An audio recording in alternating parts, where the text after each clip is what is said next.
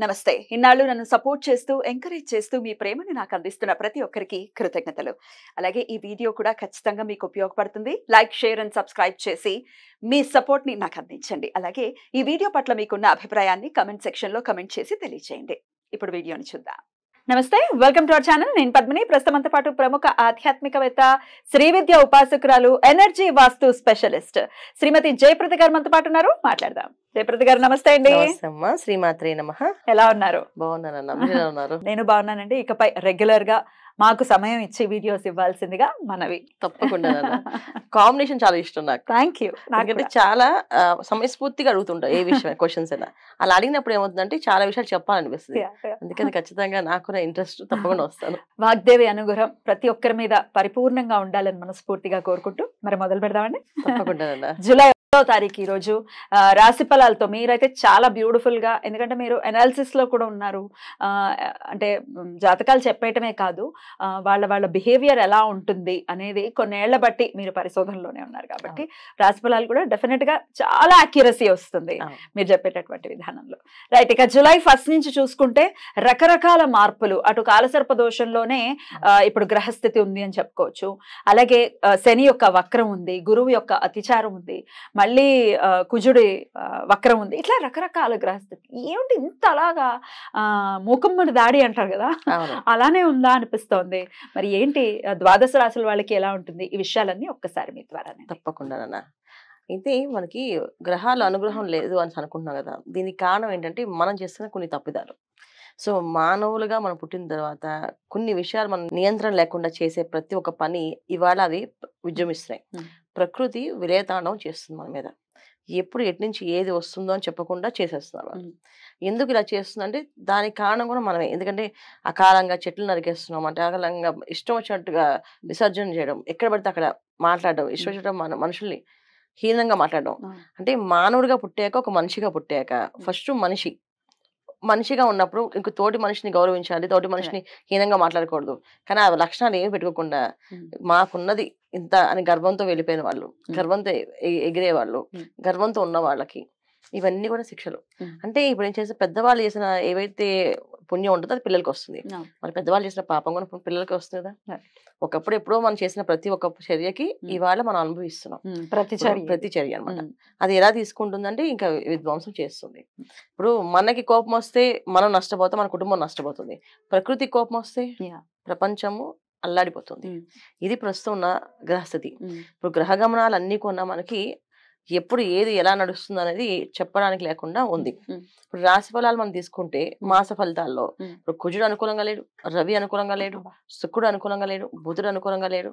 ఎవరికి వీళ్ళకి ఈ బుధుడు అనుగ్రహం ఉంది అంటే వాళ్ళకి బుధుడు అనుగ్రహం లేదు, వీళ్ళకి శుక్రుడు అనుగ్రహం ఉంది అంటే వీళ్ళకి శుక్రుడు అనుగ్రహం లేదు. అలా ప్రతి ఒక్కరికి ఒక్కొక్క రాశికి వీడు ఒక గ్రహమే అనుకూలం. అంటే ఈ మాసంలో మనం ఒక గ్రహం మాత్రం అనుకూలంగా ఉంది ఒక్కొక్క రాశికి. అది కూడా మిశ్రమ ఫలితాల్లో, పూర్తి ఫలితాల్లో కాదు. దీనికి మనం ఏం చేయాలి అంటే భగవంత ప్రార్థన. మనం మనిషిగా పుట్టినప్పుడు మనం చేయాల్సిన ధర్మం ఏది ఉంది, తోటి మనిషిని హీనంగా చూడకుండా తోటి మనిషితో మంచిగా మాట్లాడి వాళ్ళు ఎవరో ఏంటో పక్కన పెడితే మనిషి ముందు ఆ విధంగా మనం ముందుకు వెళితే అన్ని కూడా మనకి ప్రశాంతంగా జరుగుతాయి. మన ఇంట్లో మనం బయటికి వెళ్ళేటప్పుడు ఖచ్చితంగా దైవారాధన, దీపారాధన చేసుకోవడం, శుభశకునాలు చూసి బయటికి వెళ్ళడం. వెళ్ళేటప్పుడు ఇంట్లో పెద్దవాళ్ళు ఎవరన్నా అమ్మ ఉంటే అమ్మ, భార్య ఉంటే భార్యని ఎదురు రమ్మని చెప్పడం. వాళ్ళు వెళ్ళేటప్పుడు వస్తున్నప్పుడు క్షేమంగా వెళ్ళండి, లాభంగా రండి అని చెప్పి వాక్యం చాలా ముఖ్యం. ఒకప్పుడు ఇలా ఉన్న ఇప్పుడు ఈ ప్రస్తున్న కాలానికి, ఈ విషమ కాలానికి మాత్రం ఖచ్చితంగా ఇంట్లో శుభశకునాలు చూసుకొని బయలుదేరడం అనేది చాలా చాలా అవసరం. ఇది చేదస్తాల కింద కొట్టి పడేస్తే మాత్రం మనం ఇంకేం చేయలేము కదా.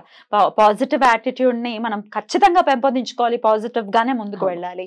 ఎందుకంటే చాలా భయానకమైనటువంటి ఇవాళ కూడా చూసుకుంటే అక్కడ ఫైర్ యాక్సిడెంట్ జరిగింది ఇక్కడ జస్ట్ మనకి హైదరాబాద్ దగ్గరలోనే, లింగంపల్లి దగ్గరలో జరిగింది ఫ్యాక్టరీ. సో ఎక్కడ చూసినా వార్త అనేది ఏదైనా వస్తుందంటే అది భయం వేసేస్తుంది, ఏం జరిగిందిరా.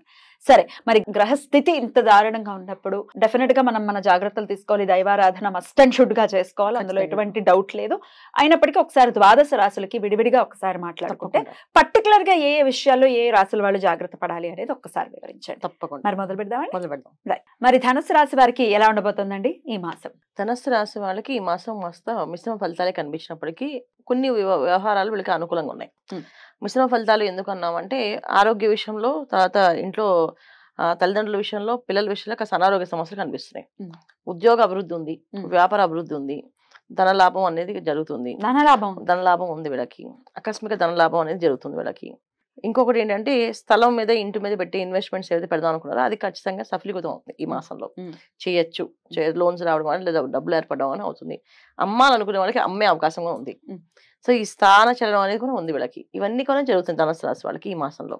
అయితే తండ్రి విషయంలో కాస్త అనారోగ్య సమస్యలు ఉన్నాయి, తల్లిదండ్రుల విషయంలో అనారోగ్య సమస్యలు ఉన్నాయి, పిల్లల విషయంలో కాస్త అనారోగ్య సమస్యలు ఉన్నాయి, కుటుంబంలో శత్రువులు మారే అవకాశం ఉంది. ఇప్పుడు కుటుంబ సభ్యులే శత్రువులుగా మారే అవకాశం ఉంది. ఇప్పుడు దాకా కుటుంబంలో నువ్వే అన్ని మాకు అని చెప్పిన వాళ్ళు నీ వల్లే అంతా అయ్యింది ఇదంతా అని చెప్పేసి అన్ని వాళ్ళు కొన్న రివర్స్ లో మాట్లాడడం జరుగుతుంది. నువ్వు ఉండడం వల్ల ఇవంతే మాకు లాస్ వచ్చింది, లేకపోతే మాకు బ్రహ్మాండంగా ఉండేది అని చెప్పి నీలాప నిందలు అనేది వీళ్ళ మీద ఎక్కువగా ప్రచారం జరిగే అవకాశం ఎక్కువగా ఉంది. ఇది వీళ్ళకి మైనస్ పాయింట్స్. అంటే ఇంట్లో గెలిచి రచ్చ గెలవని చెప్పారు కదా, రచ్చ వీళ్ళు గెలిచేస్తారు, ఇంట్లో గెలవలేకపోతారు.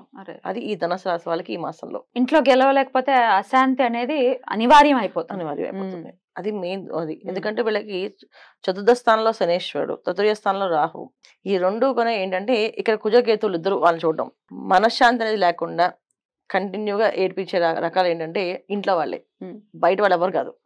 భార్య అవ్వచ్చు, పిల్లలు అవ్వచ్చు, తల్లిదండ్రులు అవ్వచ్చు, తోబుట్టులు అవ్వచ్చు, అన్నదమ్ములు అవ్వచ్చు, ఇదే వీళ్ళే ఉంటారు. ఇంకా బయట వాళ్ళు ఎవరు శత్రువులు కాదు వీళ్ళకి.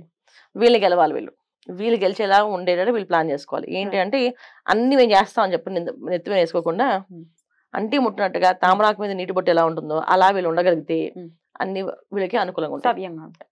లేదు మేము చేసేస్తాం, మేము ఉన్నాం అని ముందుకు వెళ్ళి ఎప్పుడైతే వీళ్ళు దూకుతారో చాలా కష్టపడాల్సి వస్తుంది.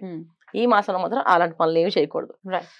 మరి ఏ దేవతారాధన చేసుకుంటే ఖచ్చితంగా ఇంట్లో సవ్యంగా ఉంటుంది అని అనుకోవచ్చు? రుద్రాభిషేకం, శివారాధన, ప్రతి సోమవారం శివాలయానికి వెళ్ళడం, ప్రదక్షిణాలు చేయడం, ఇవి చాలా మంచి ఫలితాలు ఇస్తాయి వీళ్ళకి.